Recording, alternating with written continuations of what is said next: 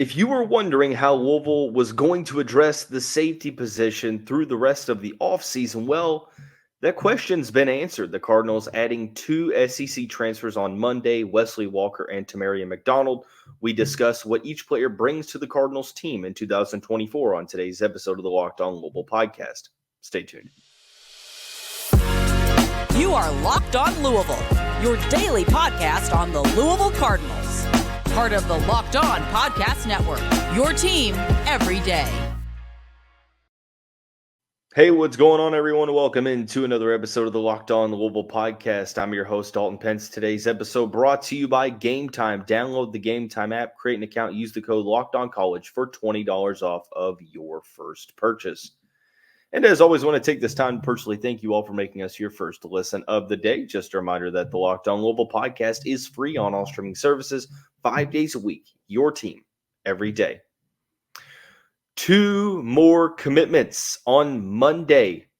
Two players from the University of Tennessee, both defensive backs, Wesley Walker and Tamarion McDonald. They play two different roles, but one thing is very similar, and that is that they will both play a key impact for Ron English's defense in 2024. We'll talk about it through the beginning of the show. To conclude the episode, however, we'll discuss Florida transfer Jalen Kimber decommitting from the Cardinals program and deciding to transfer to Penn State. We'll also talk about how it's not really all that, or it wasn't really all that surprising for the team or for the program that he ended up going elsewhere. So, as I mentioned Monday before I flew out of town and told you all that I would not return until Thursday afternoon, I thought, the Cardinals just had a key weekend to where they did it again. They had a weekend where multiple guys committed over a small period of time. And, hey, I've told Jeff Brohm on the show, man, it's great what you're doing. Relax. Give me some time to talk about each decision. But, no, it's been great to see what Brohm's been able to do. Once again, absolutely killing it in the transfer portal. And it's such a great thing, an encouraging sight to see. But I felt like after this wave of commitments that we talked about with Rasheed Miller, Antonio Meeks, and Ruben Unije, that we probably were going to see things slow down because the first couple waves of the portal movements seemingly were in the rearview window. I know that the portal is pretty much closed outside of programs that lose a head coach. But I was thinking to myself, at this point, we're going to maybe see a commitment here and there, a decommitment here and there, but we're probably done. Well, Jeff Brohm once again said, Dalton, I'm keeping you on your toes. And right when you leave to go out of town, we're going to get two very solid transfers into the program. And very solid indeed. Wesley Walker, Tamarion McDonald, two veteran defensive backs that play different roles. Huge additions, though. And we'll begin with Wesley Walker.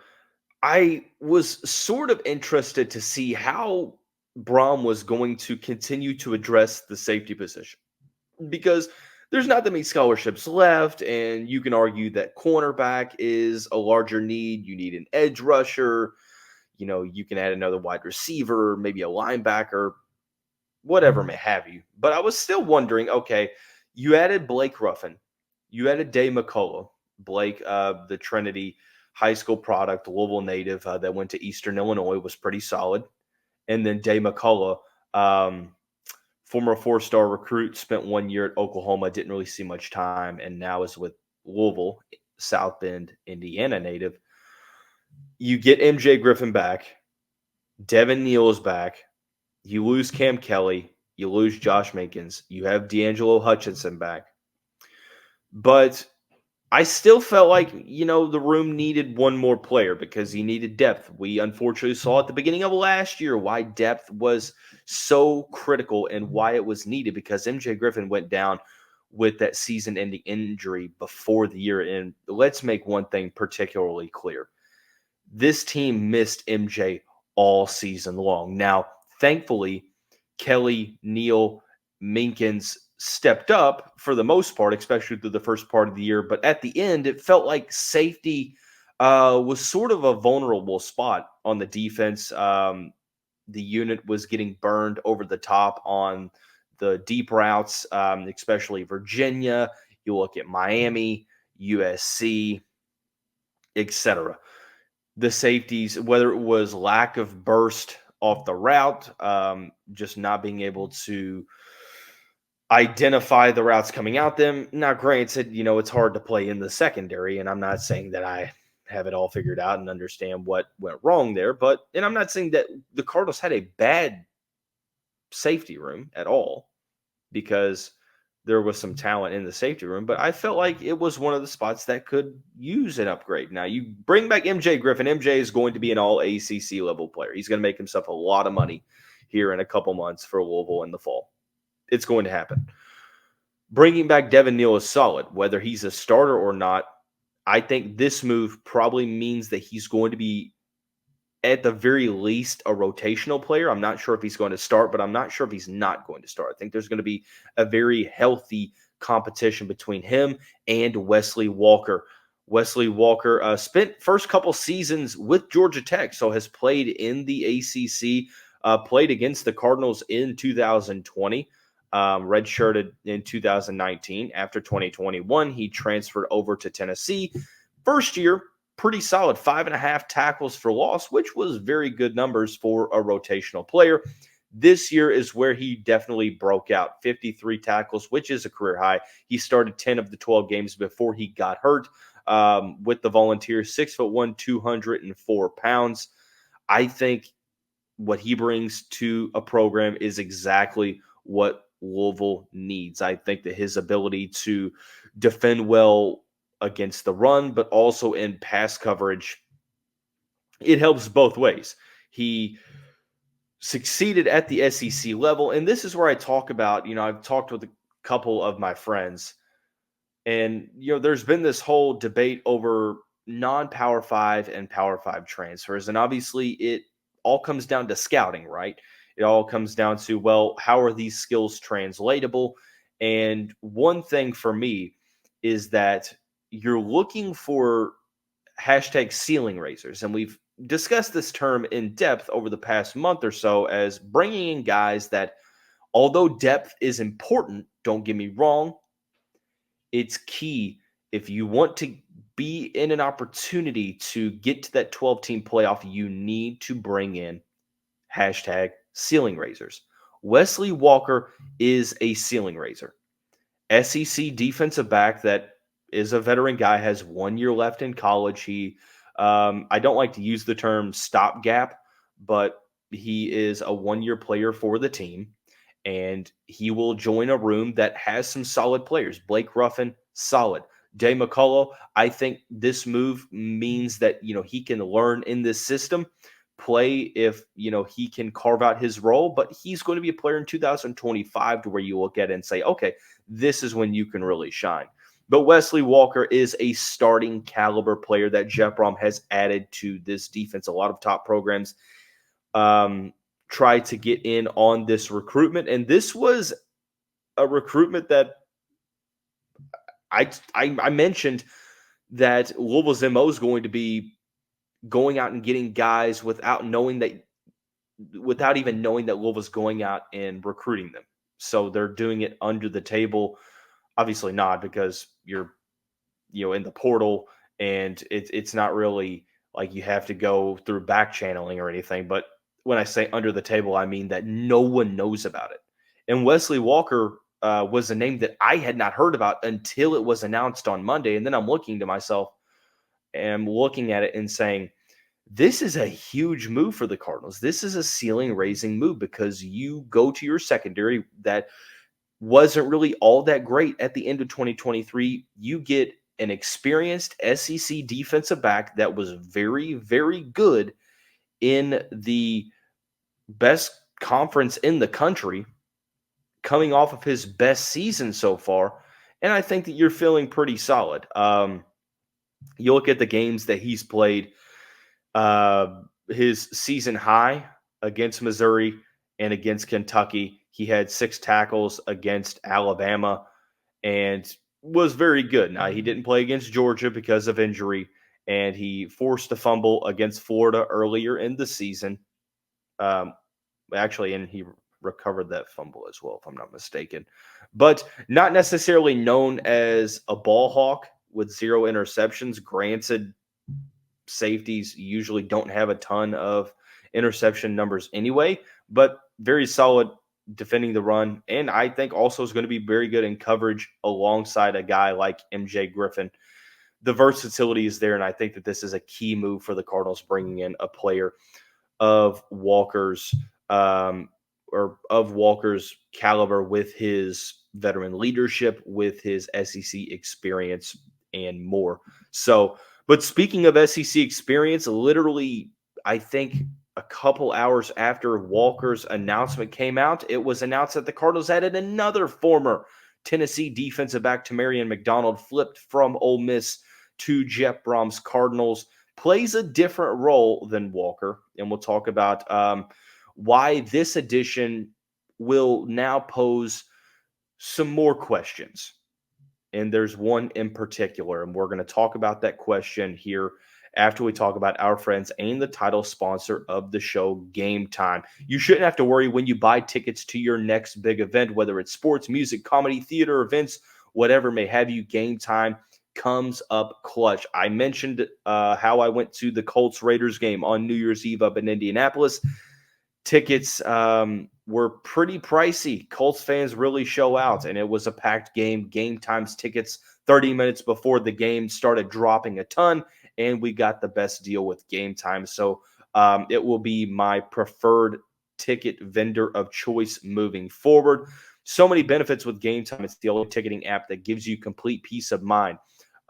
Views from your seat, all-in prices, and buying tickets in seconds with 2 taps are just a few of the key benefits of using Gametime. Download the Gametime app, create an account, use the code LOCKEDON for $20 off of your first purchase. Take the guesswork out of buying tickets with Gametime.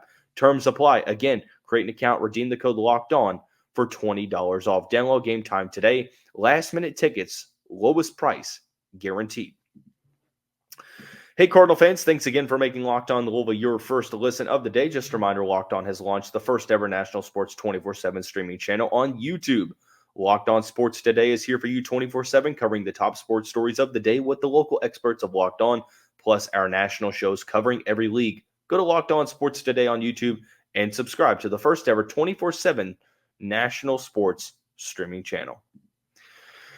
We mentioned one question right before the break that I felt was key to propose, and also something that we probably won't get an answer to until the season starts. The Cardinals added veteran Tennessee defensive back Tamarion McDonald after he originally committed to Ole Miss out of the transfer portal on December 16th, right after Wesley Walker committed to the Cardinals program. I think that Walker posted an edit of him and McDonald in Louisville uniforms, and I believe McDonald visited as well, if I'm not mistaken. But nonetheless, McDonald ends up committing to the Cardinals program. Now, this is a different – put that question on hold for a second. This is a different type of addition. It is not changing the dynamic in terms of how key this addition is, how notable it is. I'm talking about the style of play. McDonald plays more in the slot at the star position. This past season for the Volunteers, in his 4th year, he had 40 tackles, 23 of those were solo. He had 1 sack and 1 interception. Overall, in 4 seasons with the Volunteers, 115 tackles, 1 sack, 4 interceptions, 12 pass deflections. Very solid, 6'2", native of Memphis, Tennessee. Looking at, I think he has 1 year remaining, if I'm not mistaken. Potentially 2 at the most, but I think it's just 1. But this is a player that I think can play in a couple of different positions. We talked about that question. Well, the question is, how is Louisville going to use him? because he's listed as a safety. Now, this is sort of the same situation with Gilbert Frierson out of Miami through the last transfer portal. If you remember that recruitment, he had over 100 tackles at Miami, didn't really mesh well with Mario Cristobal's defense versus how Manny Diaz used him, but he wasn't really projecting to be a traditional safety. He was more of an outside linebacker that dropped back into coverage. Now, I understand that Frierson played a little bit of inside linebacker for the Cardinals in 2023. I'm not sure if you're going to see the same thing from McDonald, but there's only so many defensive backs that can play on the field at one time. You're assuming that MJ Griffin and let's say one of Devin Neal and Wesley Walker are going to be on the field for the Cardinals. That's two safeties right away, and you're in a 4-2-5 based defensive package. And I understand that you are using a system that is really, really putting a ton of emphasis on defensive back versatility. Having a guy that can play in the slot, having a guy that can play at safety as well, outside linebacker, played at the star position. I think that is going to be a directly translatable role for this Louisville defense. But question 1B, how are the snaps going to be split up with Ben Perry?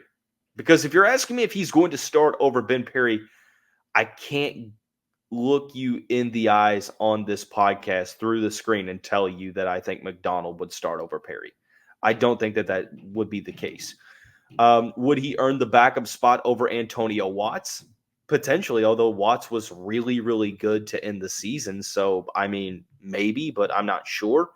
Is it a situation to where you'll see both of them playing on the field at one time? But even then, though, you're talking about a 4-2-5 base defensive package. So you have your 4 defensive linemen with it, 2 edge rushers. You have 2 inside linebackers. You have 5 defensive backs. So you're thinking, at least 2 cornerbacks, 2 safeties, outside linebacker. Only 11 players can play on the field at one time. Now, maybe we're looking too much into this because competition like this is good. And at the very end of the day, you still need depth. So regardless of McDonald stays at the star position and he rotates with Ben Perry, or if he's the starter and Ben Perry's the backup, which I don't think that to be the case. But I think that you're looking at both of these players saying that, hey, if these are your ones and twos, you have a really good problem to have. And that pretty much is a problem that you will see across all the top countries. But I like the versatility here because I think that it's not limiting McDonald just to the star position. Like, you're going to see him play in the slot. You're going to see him, I think, at times play as a traditional safety, potentially a guy that rushes the quarterback at times with his size. So Ben Perry, I say all this because Ben Perry was very, very good in coverage in 2023 all across the board. And I don't want to get to a situation to where, as a fan base, we're saying, well, McDonald's going to start at the star position, because I don't know. I don't know about that. I think that Ben Perry's probably your starter, but maybe we're looking too much into this. And like I said, this is a question that we're not going to have the answer to probably until that first game, maybe even a couple games into the season, is how is Jeff Brohm and Ron English going to deploy McDonald in the defense? What is his role going to be? He started at the SEC level, started 23 games the past 2 years at the nickel spot. So this is his 5th year of college football, was very, very solid for the Volunteers. And he did have some injury problems, but very, very good. Had a very good year. He was considered a linebacker coming out of high school, so a lot of parallels to Gilbert Frierson here, right? There's a ton of parallels. A linebacker coming out of high school, sort of transitioned to the safety spot, but played more in coverage as an outside linebacker. So I think that we're going to see a lot of the same for the Cardinals as well, because it fits this scheme. And we've seen players play in that spot. And I think that, maybe you could say, well, he's going to be in that Gilbert Frierson role. This could be a spot to where McDonald legitimately just replaces Frierson. If that's the case, I think you're feeling good, because at the very worst, I think it's a lateral move. And if you're replacing Frierson's, impact, I think that having it as a lateral move is no disrespect at all. I think it might actually be a bit of an upgrade, because McDonald did this in the SEC against some very good offenses. So he had 10 tackles against Alabama. That is definitely something to look at. He had a sack against UTSA. He had very good games against Austin Peay, against, I think he had a good game against Florida as well. But season high, 10 tackles against Alabama. Very good offense there. So good addition. Very, very good addition to the Cardinals program. I am extremely excited to see what Jeff Brohm has done to the safeties room. But one thing about it, I think that there is a clear upgrade between 2023 and 2024. So there has been some moves outward. However, I guess you could consider it outward because Jaylen Kimber never took a snap for the Cardinals. He was with the program for less than a couple weeks, committed to the team out of Florida, decommitted, and went to Penn State. This move shouldn't surprise you, and it's not going to be a move that really changes anything in 2024. And we're going to talk about why here momentarily after we talk about our friends over at FanDuel. The NFL regular season is over. We're getting into the playoffs. Now is just the time to get in on the action with FanDuel, America's #1 sportsbook. Right now, new customers get $150 in bonus bets guaranteed when you place a $5 bet. That's $150 in bonus bets, win or lose. The app is so easy to use, and there's so many different ways to bet, like same-game parlays. The new Explore tab shows some bets that you can utilize. The Parlay Hub is the best way to find popular parlays and more. Visit FanDuel.com/lockedon and make your first bet a layup. FanDuel is the official partner of the NFL. I'll tell you, Card Nation, when Jaylen Kimber committed to the Cardinals program out of Florida, and less than a week later, or maybe over a week later, give or take, there was word that he was visiting Texas A&M. I already thought to myself, he's not going to stick with his commitment, because usually, and this is nothing in relation to Kimber, more so just the nature of the transfer portal at this point.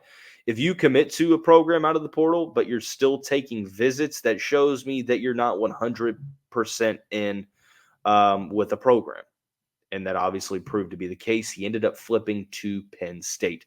And that's why I say that this move shouldn't be viewed as surprising, because if you've been following recruiting and you see that he's taking visits to other programs, then it's pretty obvious that he's looking to go elsewhere. It reminds me of Miles Slusher this past offseason in 2023, where he committed to the Cardinals out of Arkansas. And then he took a visit to Colorado, and I'm thinking to myself, there is no way that he's going to stay committed to the Cardinals. And he didn't. He went to Prime. He went to Boulder and played with the Buffaloes. And it is what it is. You wish him the best of luck. But it's not surprising. And you could say, as to the point I'm about to make, as saying that it's not that big of a deal and it's not going to change the outlook of the team next year, you could look at it and say, well, you're just a hater. You're jealous that he's going elsewhere. You're not, being unbiased in the situation. But if you remember the episode in which he committed and we talked about it, I brought up an excerpt from Locked On Gators host Brandon Olson, essentially saying that, Jaylen is a great young man. He fought through injury, and stuck with it. He started the majority of the games this year, but wasn't really all that great in coverage. And you mix in the fact that he really wasn't good defending the run with tackling either. It kind of made me wonder, if he's the guy that's going to be replacing one of Quincy Riley or Jarvis Brownlee, then I have some concerns. Now, Louisville has added Corey Thornton out of UCF, and I think that he's going to be a penciled-in starter for 2024. And I think losing a player like Kimber just means that you have to go to the portal and you have to go get another cornerback, unless this move signifies that, hey, look, Quincy Riley is coming back. So that's something to maybe keep an eye out on as we sort of go into the next couple days. You hope that he's going to make a decision sooner rather than later. But that could be one of the reasons why Kimber decided to go elsewhere, saying that, hey, look, I didn't think Quincy was going to come back, and he ends up coming back, so I'm going to go where I feel like I'm going to be a starter. Now, is Kimber a talented player? Of course he is. But did I have my concerns about him as a tackler and in coverage? Yeah, because every Florida fan was ready for him to move on. Now, granted, you can't take the opposing fan base's word as gospel because a change of scenery can definitely do a player wonders. We saw Jarvis Brownlee with Florida State. A lot of Florida State fans are like, good riddance, we'll see you later. And he comes to the Cardinals, and he has a pretty respectable 2 years with the team. And Kimber might have had a situation where in 2024 he had a good year. You never know, and we will never know. But with the struggles that the Cardinals had in the secondary, I had some concerns replacing Q and Brownlee with a player that essentially didn't have the greatest season at the Power 5 level. He played at the SEC, which is pretty respectable. It's admirable, but it wasn't a situation to where people were shocked that he entered the portal. And if he wasn't that great of a tackler at the Power 5 level, and it couldn't be overly compensated by his coverage abilities, who knows? And I'm not sitting here trying to disrespect the player. I'm not whatsoever. I honestly hope he goes to Penn State, and I hope he has a good season, and I hope he makes himself a lot of money in terms of the NFL draft in 2025. I truly hope he does. There's no bitterness here. Wish him the best. I wish he would have stayed a Cardinal and at the very least been a rotational piece, but it shows you that, A&M was recruiting him. Penn State was recruiting him. I'm just your local friendly Locked On Louisville podcast host. And obviously I don't know as much as opposing Power 5 conference coaches, and there was pretty solid interest. But this loss doesn't really move me a ton because I was kind of wondering what his role would have been in 2024. But it does, however, re-emphasize that you have to continue to add to the defensive backs room at cornerback specifically. Quincy Riley comes back, then we have a totally different conversation. But as I mentioned, we're operating under the hypothetical that he's not until we get told otherwise. We've done that with every single transfer or every single player that's had that decision so far. And so far, only one of them has returned. That is Ashton Gelati, and that obviously was huge news. So we'll wait to see what Quincy Riley decides to do. But that's going to wrap up today's episode of the show. I appreciate you all being patient with me as I was out of town. Got a couple episodes heading into the weekend. Tomorrow's episode of the show, we discuss the Cardinals basketball win at Miami on Wednesday. We'll also talk about the women's basketball team getting to 1,000